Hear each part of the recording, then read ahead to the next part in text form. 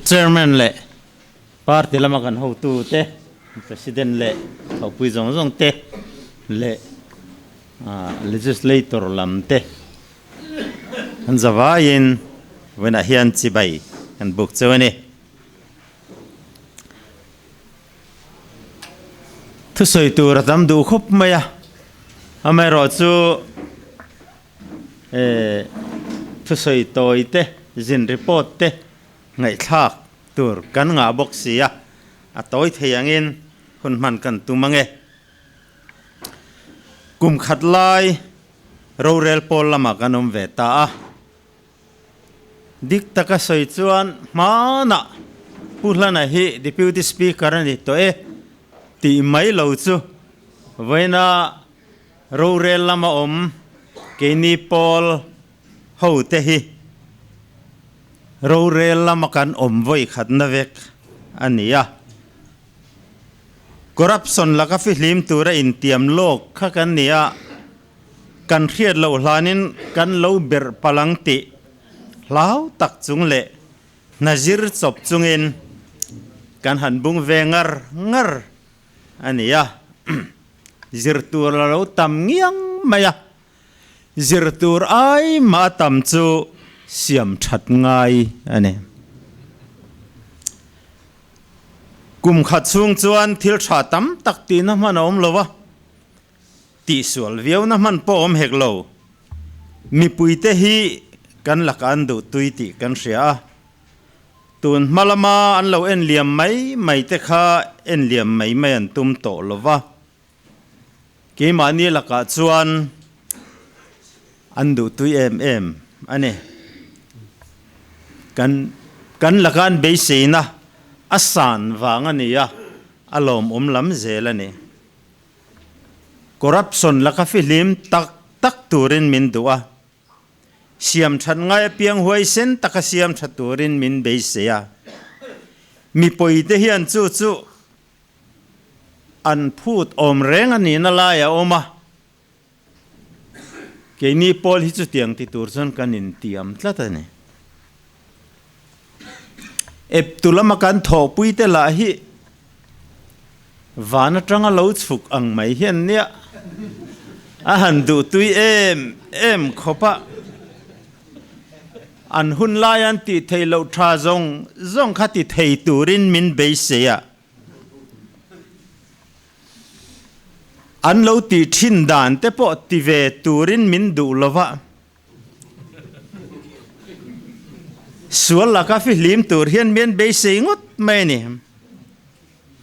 hetiang ep tu kan nei hi kan van nei kan ti tak zeta sual turat hem na muna hruailu kan ni lo na ta na min veng tura pathian in min pek ni in kan pom tura niang eng po ti ila ngoi ta mai sela minen liam mai sela a khor thak viawang chu wangin hetianga tai mataka min veng tu kan nei hi alomom em bokane an mani na in tiam dan chuan constructive opposition kan ni ang antia an opposition dan chu a constructive ti chu ke ni soyangai lo mi puin an ria chu kan du tok mai don nia soi sel na le soi chiat na te dem na chi sang te hi eng ti kong ma in kan pum pel don lova pu chiat na riam deu kan to changa ke ma ni pol kan han phu suau thin te hi hillo mom takane kan ho tu te hi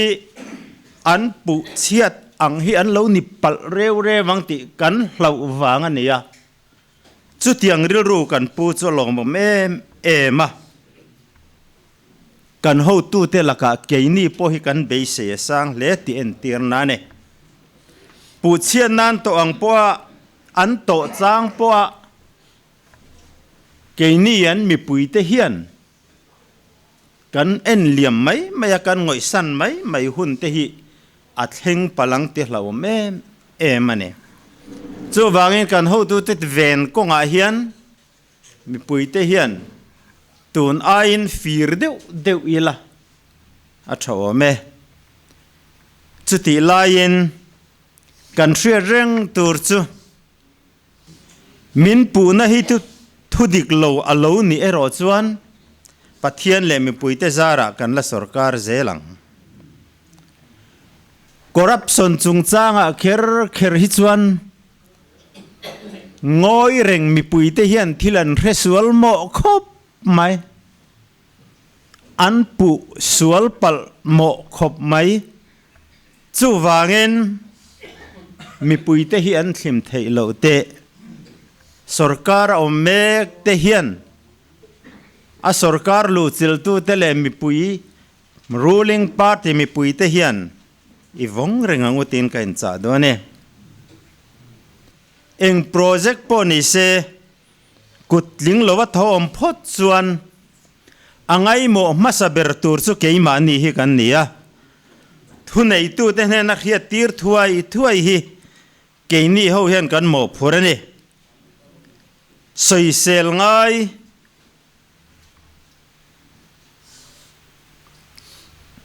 chi reng a chuan keini hian ma i hruai ang u opposition ten min soi sel ngak loven arem chan phot chuan thunei tu te mo phur tu te ne na soi sel dur kan theta piang i thlen thinang u opposition te kut i ngak lawang u an ka i ngak lawang u chu kan tran na tu na ni yang ruling party kan nia sarkar nei tu te kan nia thil chiangai mo tur kan nia veng tu tur po kan nia thil dik lo athen pal hlau ngoi tu tur te kan nia chu wangin thil thalo siam that tur atana malak konga keini ho hian ma kan hruai zung don nia le hal pu chung chang zona tam tak a oma toy te in chan kan tumang hal pu le hal moi khap chung chang a sarkarin thupek achua sarkar thupek bo chetu te kha eng tin nge nidon ti hi zona top theilo ane hal pu kham na thupek bo chiat na thu buai somnga pahni zialu ania chung chuan mi somruk a mertela heng a mertel mi te hi char sit vek to ania ko ta thelu vek an ni to ko ti nengangin nge an chung thu rel don ti kan lo ngak mai ane sarkar khamna tu pek zoma hal pu hal mi lo veng thanem tak anom lain thupek bo chia veng tlem te an oma kan hria e bo chian na venga po thupek bo chetu te kha an tam lo veng khata in nga vela tangin thanem ngai tak hal pu hal kha an omane kholaya hal pu halan om lo kha lo tlin na chi khata nia veng then khata veng tlem te a in tlem te a thanem ngai taka hal tu te khan nuaman ti wanga hal po ni nan lang lem lo sarkar thupe khan bo chiat ve shim sarkar ming thatur han ti ming chiat tum na shim kha ni in alang ane September ni kuwa tanga puan tana khatiang khathil thlengani a kan ho tu ten kumina chuan January thla tangin puangang o ti in thutlung nan siam to a kumin kum to pa Christmas le kum thar kum hlui thla boruak vela hal puwa le hal moi hal hi khap ani don te tun January thla khan rel fel ani to ko kong che chung chang in soya lo le mai tun lai hian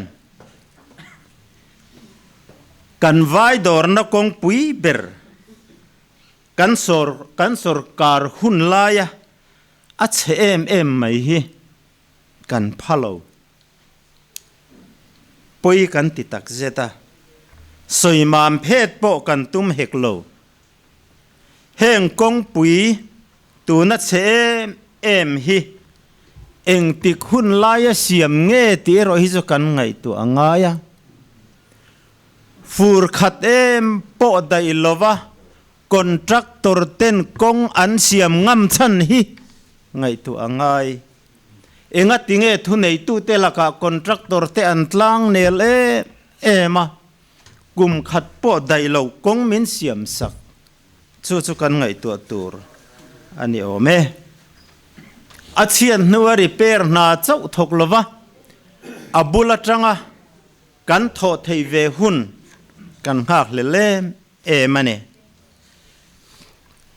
tuna hian abula tanga tho thei turin repair na tho me kania thok tu tur te hi kan la thang phalo dewa kan than te ni lo ma se nai taka huai taka vila mi puite ne na kong pui tha pek nge ro chu he sarkar hian atum ane ramro tling project a rengin anuwa kum ni tal emo kum nga tal emo athok tu ten an en kul zuyang ti post construction agreement antimaya zia anitin tuna po aizol civil hospital ason MRI cheng veibel se som pakoman vel da tumania ada na tur siam mekania chu da ani huna leinate a manufacturer asiam tu ten kum nga chunga thonin anron en kol don ane chu tiang chu rotling chungchanga in leidan le in khaldana chuan ti dan phung pa ngai ania hemi kan soi chua du chan chu kan kong chelai me khu siam zo nuwa en kol zui na tur provision om lovin kan lo da ani chu mi puin kan puarta kan tuarta ani thil dang dai kan soi teang ku wa chung chang soi turin min phut ru de utlatin ka ria foreign ku wa tol ruk ching te tun nayan huang tau thau de ti thom a oma an lo huang tau thar deu ani ome zan reya kong ruk zo tral bolanom ti hria dani police te duty na kong pui hi chu kan veng ne thokhata tun ma chuan police duty na kong puya ngei khan le khathem kengin foreign ku va smuggling ku va phurtu te anin zui dua thina chu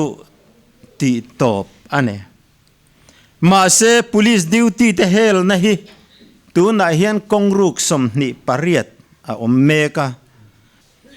heng kongruk te po hi sarkar masa atanga kan ro chun ani kong tam taka chuan tlom ngai pol tele VC ten sarkaran ven puya tlaivara duty te po an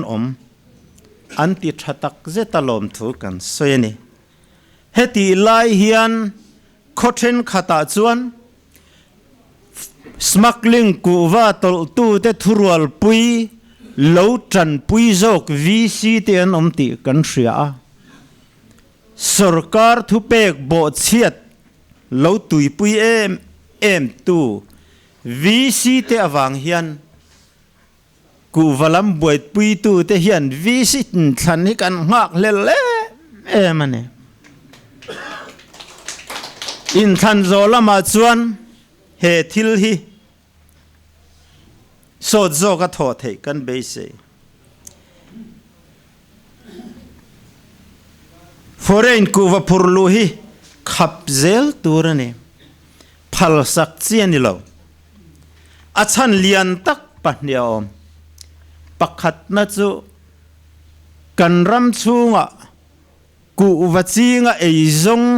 mek le eizon tum te hi chung ko sing khat don lai an ni to a heng mi ten kan ram chunga an ku wathar that tak an thal theina ron ti buai thei an ya wangen khap ane apanina chuan chia pelova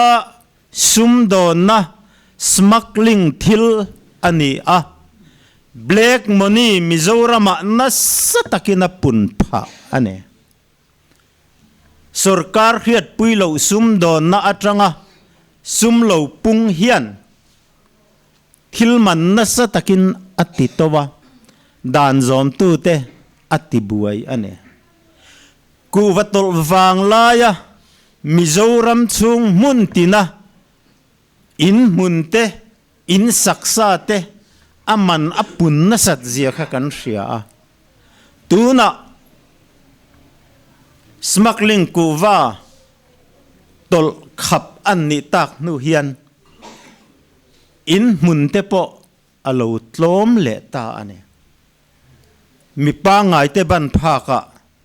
nu thak le alo ni meka chu chu ku va chung changa kan tor dan le mi puiten khap kan hlok pui dan chu ania hetia kan sarkar tharin an khap tak nu hian kan hriat angin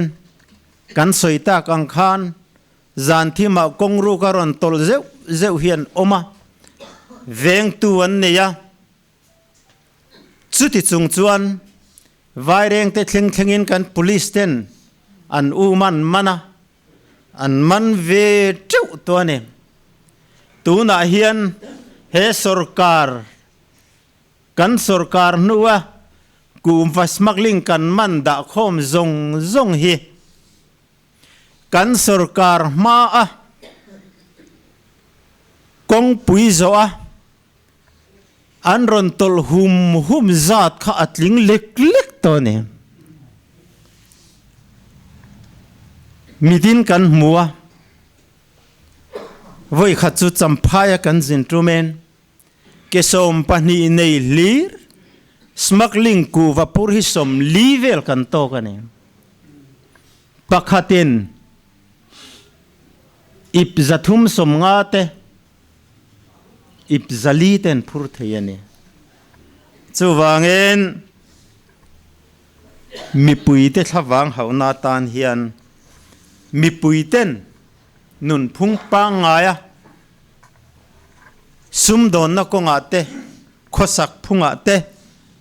an om theina turen smuggling hi azalen turani lo thudang dai kan soi kai le teng sarkar office lam ahun tako office kaya office hun chunga tul taka na thoa ahun taka hole mai thin hi sarkar ha thok te hian an ning via ve mokan eptu te hian zuk tia mole ma se sarkar na thok te hian hun bi ang thlepa na thoa hlok taka tho hi an lo hlim pui tak zetti atakin kan mu ane chu mi pa ngai ril ru po ane du hun office kaya chun lai chuan lam chede te siama wa chua tlai lama do hun ho male thin angkha alo top ta a rel rodik tak puwa mason na tui hal te tan chuan alimome ema aha apiang in nuam antito ane chu wangin he sarkar thara hian he kal phung thar hi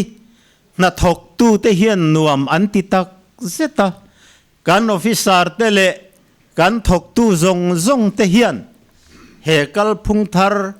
dan dik tak nuaya na tho hi an lung oi pui tak zet siam that na hi sok sorkhan ha thok te kuta hian alo om thui ema chutiang bokin keini sarkar nei tu mi puite kuta po hian a om ti kan thar don ne le top na tan VCLC than chung chang lama buai thak thina VC than ti mai la a tho me in thang tura kan in buat sai na in wang lai a thleng ta me ka thungai nom tak khriat tura tam sot hle ni candidate siam lai har san na kan to te po kan ho tu ten achul mam na thanem ngai takin an han thoka an chul mam thokhat ni in alanga chul mam thei lo te laka kan ho tu te an khong hle don ti han hriat te hi anu me emani kan mu thei china chuan khopui chunga niamo thingtlang lama niamo ruling party kan ni na wangen kan candidate le kan unit 10 campaign chung changa tha an tho na saberina langa an phur berina langa thane man ngai berina lang bok ane kan ep tu pol lam te hian adik tak chuan an campaign dan ki atanga landanin mian papek viu ni po hian na lang ane chu in khelam atanga trong mandana chon home advantage antia home kanoma kan advantage kan mangtang kai turane ep tulam ten min han khin ron te phei hi chu beidong thu hla mai mai ania beidong lo se amalin mi an chau ngei turania mi khin ron trulan ti chuan an bedong thokhat ti na ne amero chu home hian disadvantage nei ve kan sarkara kan tling tho wang ti ngai tua na alo lan vai chuan kan tlak pha ngei kan sarkara wanga tling ngei tura in ngeya kan in tha da hi tuna tan chang kan ral laum ber ani ti hriang u in ngai tlom taka mi khongai na dil hi a hlok berreng ane in ngai tlom na hi do thleng a hlai bera do thak po atam ber thin chu ivong tlatang u thudik lova soi chiat na le pu mo na kan to chang po in beilet ve chiam angai lo beilet vak hi mi pol te an chiat na bei vak soi sak vak hi ZPM zia anilo ep tu pol te chuan ep tu pol an ni miawa min epang chu keni chu ep tu pol kan ni velova va ep ve ngai reng lo ti chuan hei mun tina kan candidate te kan han ena ko hrana hruai tu te ko hran thalaya hruai tu te an thanem hle ti alanga VC in than zonga ko hran hruai tu ten candidate an lu tam ber trum ani omina hriat ya heng te hi pathian malsom na kandon kalphung thar mi pui sarkar din tur le ram ro rel na pathian ram tung ding tura pathianen min pek te an ni ngei kan be sei tur ani anga Thanem ngai takin kan lo tho pui tur niang chu lim takin hun kan mang zel don nia klome